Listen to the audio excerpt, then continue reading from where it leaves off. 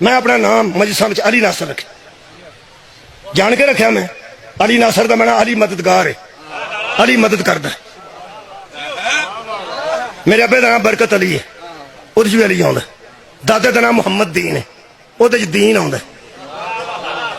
अगों दादे का शनाख्ती कार्ड मेरे कोल है, उहदे च ना दीन आउंदा, ना अली आउंदा, ना हुसैन आउंदा, ना मुहम्मद आउंदा। उत्थे लिखिआ मोहम्मद दीन वल्द झंडा। वो अगों मैं फोला फाली नहीं की, मतलब वो प्यो का ना बैनर होवे, वो अगों अब्बे का ना इश्तिहार होवे, झंडा जो आ गया।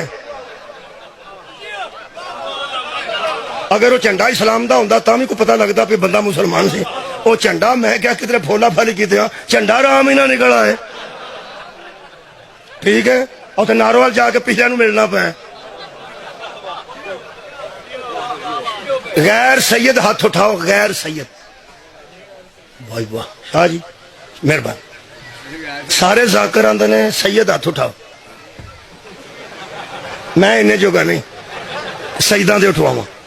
ਇਹਦਾ मतलब है इस भरे मजमे विच अलहमदुलिल्लाह साडी तादाद काफ़ी है। साडी और जो साडी चाहुंदे हो ते बोलो यार। सैयद तुसीं सैयद बैठे ने मेरे सामने अलहमदुलिल्लाह। होर शाह साहब बैठे ने, सैयद बिस्मिल्लाह शाह साहब बैठे। शाह जी बिस्मिल्लाह। शाह जी तुसीं थोड़े हो, वैसे असीं इस वेले ज़रा ज़्यादा वां। वो जिहड़े असीं आ ना, असीं